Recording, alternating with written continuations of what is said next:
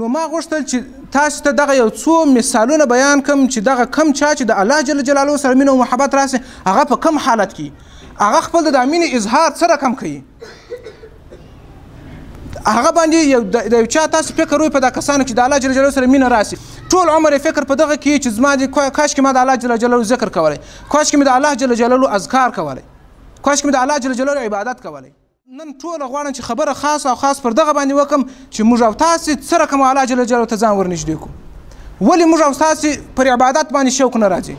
یقینا ډېر د افسوس دا دی چې موږ او تاسې پر عبادت باندې شوق نه راځي دلته جماعت اوسې دغه دعا دغه عالم چې دا وکړي چې د لاسونه پر مخ نه یې تېر کړي بیا چې وګورئ چې 15 دقیقې د جومات نه یې تېر شوي نفر په مسجد کې نه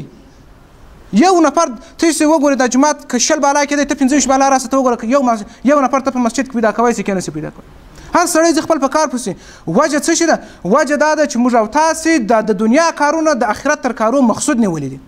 زموږ او ستاسو څخه مقصود ورک شوی دی موږ او تاسو ته نفر په کار دی چې زموږ او ستاسو مقصود په لاس راکړي چې دغه ستا مقصد دی الله جل جلاله په قرآن عظیم شان کې فرمایي وایي ما خلقت الجن والانس الا لیعبدون وایي ما نه دي پیدا کړي جنیات او انسانات مګر د عبادت لپاره یې پیدا کړي دي تاسې ګورئ په دغه مخکې وختو کې دا طلبه کرامو د دې علم سره ډېر محبت درلودی هر رقم مشکلات ورته واقع وو دا طالب چې به د کوره راوتلی وای څو تر مدرسې پورې زر رقمه مشکلات ورته متوجه وه د هرې خوا هم د اقتصاد خوا مشکلات ورته راجع هم د حکومت ته خوا هم د لږې د توندې د هره خوا مشکلات ورته متوجه خو بیا هم د طالب ځان و د خپل مقصد ته رارسوي وجه چې شوه وجه دا و چې د مینه او محبت دغه سره پیدا سوی و تاسې ګورئ محترمینو دغه زموږ او ستاسې دغه عوام وروڼه دغه ایران ته چې سفر کوي دا ګورئ زه خو نه یم تللی خو دا چې د خلکو څخه مې اورېدلی دي ډېر سخت سفر دی دا ډېر سخت سفر دی د یو بل چا وطن پر لارې باندې خواري موږ او تاسې لیدلي چې خلک هم مړه سوي دي خواري هم پر راغلي ورک سوي دي بندیان سوي دي دا دونه مشکلات یو څوک د ځان دپاره پر ځان باندې ولې زغمي په هر یو په دغه پوهېږي چې پر دغه لارې باندې مشکلات شته پر دغه لارې باندې مرګ شته پر دغه لارې باندې درد شته تونده شته زحمت شته خواري شته بېعزتي شته پر دې لارې باندې بیا ولې د خلک ځي ځکه چې محبت یې د دنیا سره سوی دی د یو انسان چې ما درته چې د یو شي سره محبت راغلی که هغه د سر په بیه باندې وي هغه خپل کار کوي نو محترمینو ګورئ زموږ او ستاسو د دنیا سره مینه او محبت راسي یا د الله جل جلاله د بنده سره مینه او محبت راسي موږ او تاسو کم خواري او کم تکلیف پر ځان خبرو یو نو کله چې مو د الله جل جلاله سره مینه او محبت راسي بیا دا د سر قرباني هم راته هیڅ ده بیا بند هم راته هیڅ دی بیا درد هم راته هیڅ دی بیا هر خوا هر مشکل او هر درد بیا راته هیڅ دی د دې هر مشکل او د هر درد څخه بیا خوند اخیستل کیږي نو محترمینو د دغه دعا په باره کې دا بعضې خلک داسې وایي موږ چې هر څه دعا کوو دعا مو نه قبلیږي دا دعا د ځانه ترتیب او طریقه لري خدای پاک جل جلاله دعا خامخا قبلوي خو د هغه بندګانو چې د الله جل جلاله سره مینه او محبت ولري یوسف علیه السلام چې کله ورک سوی و یعقوب علیه السلام چې کله الله جل جلاله ته لاس پورته کوي دعا یې ورته وکړه ول ای الله دا یوسف چې ورک سوی دی د دې پیدایښت ته خو قادر مطلق هیڅ زور تا ته نه درکوي خو دغه زما یوسف راته پیدا کړه الله جل جلاله یعنی په ډېر یو رقم کیفیت سره یعقوب علیه السلام دعا وکړه الله جل جلاله ملایکه ورته وویل ای ملایکه تاسو یوسف ور پیدا کړئ والقسم دې مې په خپل ذات او په خپل جلال وي چې نن ورځ یوسف وفات سوی وی او مړ وی ما به دی ورته راژوندی کړی د یعقوب علیه السلام دپاره چې په یو دای کیفیت سره یعقوب علیه السلام دعا وکړه نو محترمینو خدای پاک جل جلاله ته هر مشکل اسانه دی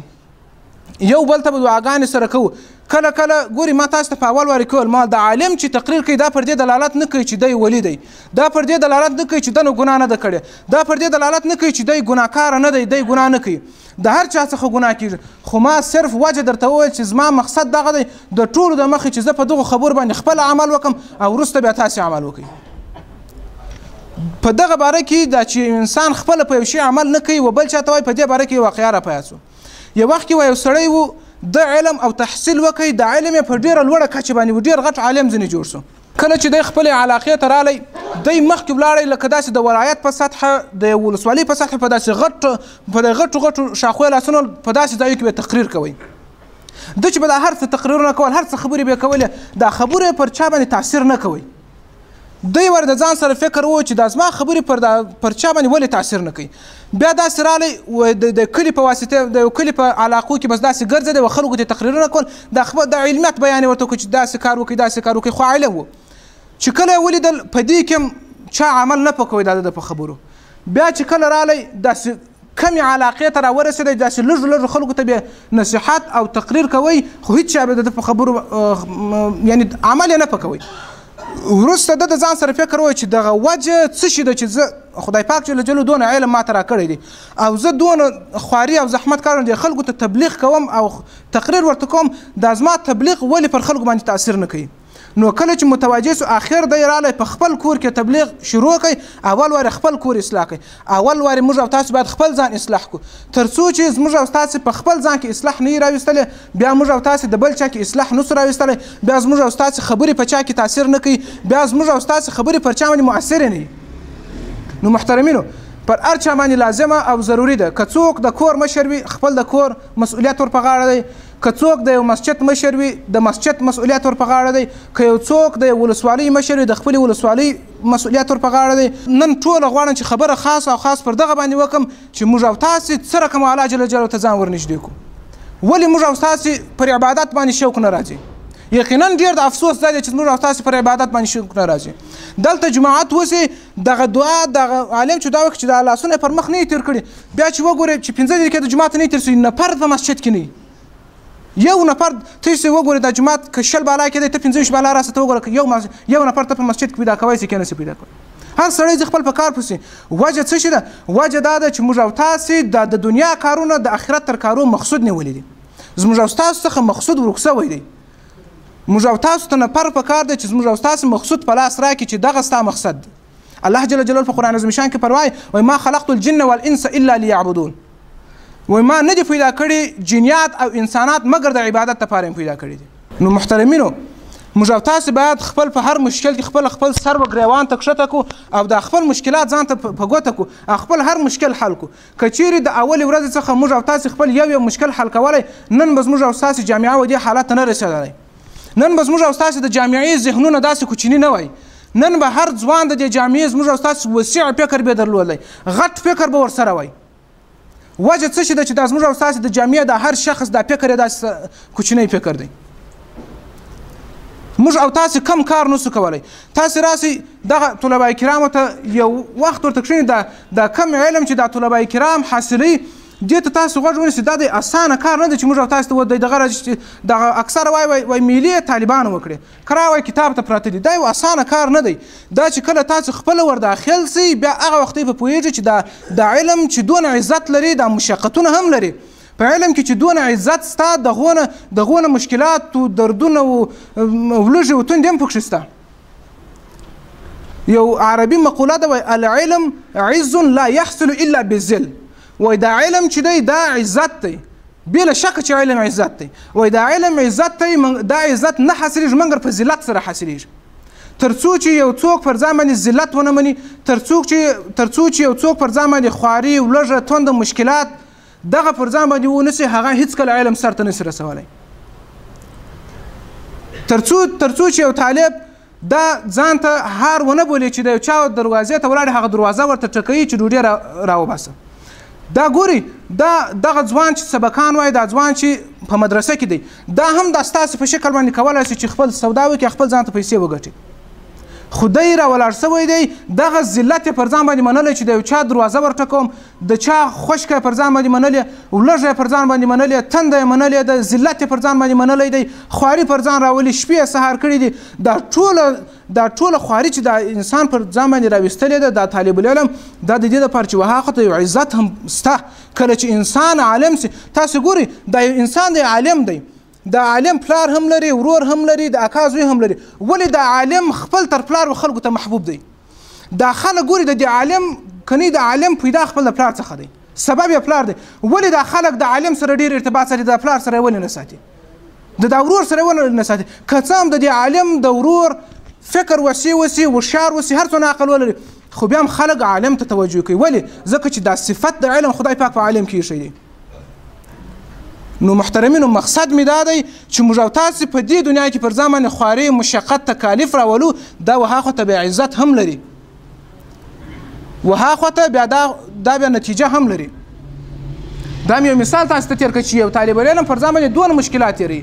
او د مخکې کیسه مې درته وکړه چې په تېر وخت کې یو طالب العلم په څونه مشکلاتو کې و دا ټول مشکلات یې پر ځان باندې برداشتول د مدرسې ته ځان رارسوي د علم د حاصلولو دپاره چې تګ به کوئ د کور څخه چې به راتلی هم به د سر خطر ورسره و چې د دې خوا به تلی هم به د سر خطر ورسره و په دغه مدرسه کې چې به و هم به د سر و د بندو د هر خطر ورسره و خو بیا هم د طالب العلم په دې مدرسه کې ځان ګیر کړی و د څه شي لپاره دا مشکلات یې د څه شي لپاره کښلي و صرف او صرف د دغه دپاره چې الله جل جلاله دین حاصل کړي او دا وروسته تر دې علم د حصول تر د علم چې موږ او تاسې حاصل کړو وهغه خو ته به عزت سته الله جل جلاله عالم ته عزت ورکړی دی. خدای پاک جل جلاله په قرآن عظیم شان کې پروایي وایي قل هل يستوي الذين يعلمون والذين لا يعلمون آیا وایي برابر دي هغه کسان چې علم لري او هغه کسان چې علم نه لري. دغه حل چې دی دا استفهام انکاري دی یعنی هېڅ امکان نه لري چې عالم و غیر عالم سره یو رقم وسي. ګوري دغه عزت چې علم ته الله عالم ته الله جل جلاله ورکړی دی دا خدای پاک ورکړی دی. نو محترمینو مخکې مې تاسو ته وویل مال تاسو چې په عالم کې یو عیب ووینئ د عالم څخه بد وسي خو د علم څخه بد مه وړئ. دا وصف الله جل جلاله په دې عالم کې ایښی دی دغه وصف د دې وصف څخه بد مه وړئ. ګوري عالم هم لکه زه و ته دغه رقم یو شخص دی خو خدای پاک چې دا وصف پکښې ایښی دی وروسته تر دې وصف خدای پاک وده ته عزت ورکړی دی تر څو چې دا وصف په چا کې نه وي هغه ته خدای پاک عزت نه دی ورکړی. نو محترمینو خبره مې دا وه چې موږ او تاسې باید د الله جل جلاله سره مینه و محبت وساتو مګر محبت الله جل جلاله سره نه راځي مګر هغه وخت چې موږ او تاسې خپل د اولیاء کرامو سره ونه هسېږو موږ او تاسې د خپلو علما کرامو لاس ونه نیسو موږ او تاسې د خپلو علما کرامو شاته ونه درېږو. خو متاسفانه هر فرد زموږ د جامعې اوس که چیرې پر چکپین باندې یو چاته یو مجاهد یو په سپک نظر وکتل د په کلي کې د عالم څخه طبیعت خراب وي ځکه د عالم یې د امارت سړی ګڼلی د عالم یې په امارت کې حساب کړی د علما وایي ټوله د امارت خلک دي صحیح ده چې موږ د امارت یو د امارت پر خوا باندې ولاړ یو د علما یو ټوله د امارت پر خوا ولاړ دي نو نه باید تاسې د فرد مجاهد څخه چې تاسې ناراضه سئ تاسې د ټوله امارت څخه خوا بادئ راسئ په دې کلي کې د عالم څخه لا طبیعت خراب وي یو ځای چې کښېره د دې ټوله امارت غیبت کوو د دې ټوله علماو غیبت کوو وجه دا ده چې موږ او تاسې د عالم په امارت کې حساب کړی لکه څنګه چې پخوا موږ او تاسې خپل د علماو وشاته ولاړو هم دا اوس باید خپل د علماو وشاته ودرېږو. دغه وخت دی الحمدلله خدای پاک جل جلاله اوس ډېره ښه زمینه راویستلې ده که چیرې خپل د عالم وشاته درېږي هم څوک نشته چې د سر خطر درته پیښي که خپل د ولی وشاته درېږي تر څنګ یې درېږي هم هېڅ مشکل نشته که خپل د عالم وشاته درېږي او د هغه مرسته کوي هم هېڅ مشکل نشته. نو محترمینو مقصد مې دغه و چې موږ او تاسې باید خپل علما کرام د ځان څخه جلا نه کړو دا چې ته ځان رعیت بولې د عالم هم رعیت وبوله د عالم په امارت کې مه حسابه خو البته موږ او تاسې دغه مشکل اوس په موږ او تاسې کې شته او دا هم غلط فکر دی دا فکر باید موږ او تاسې خپل ذهن څخه وباسو